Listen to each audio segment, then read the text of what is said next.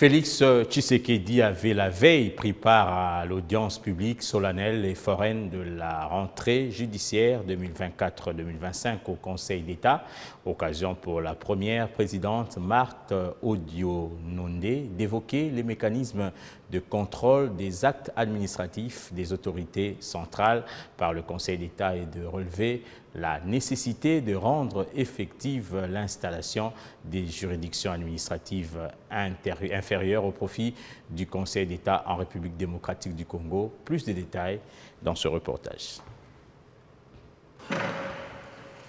L'audience publique et solennelle de la rentrée judiciaire du Conseil d'État.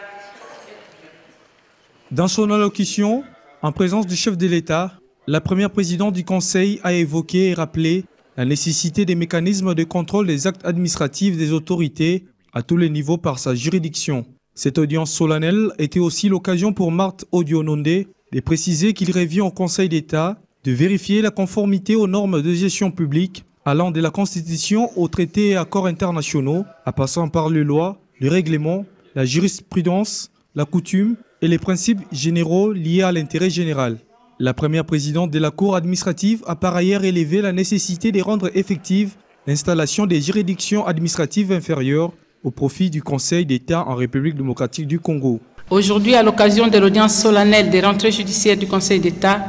pour l'exercice 2024-2025, j'ai choisi d'axer mon discours sur les mécanismes de contrôle des actes des autorités administratives centrales par le Conseil d'État.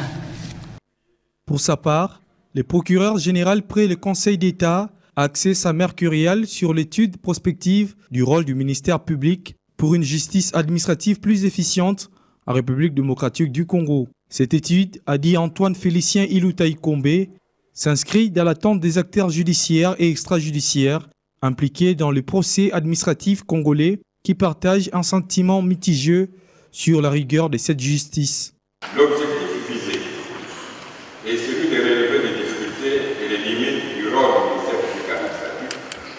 dans l'état actuel de notre législation sur la justice administrative d'une part,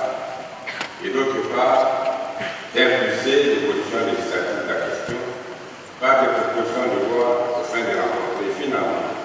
les attentes des justiciables de l'évolution de l'ordre administratif. Au terme des articles 155 de la Constitution et 85 de la loi organique qui créent cette juridiction, le Conseil d'État est compétent pour connaître en premier et en dernier ressort les recours pour violation de la loi formés contre les actes, règlements et décisions des autorités administratives centrales en vue de la vérification de leur conformité à la loi.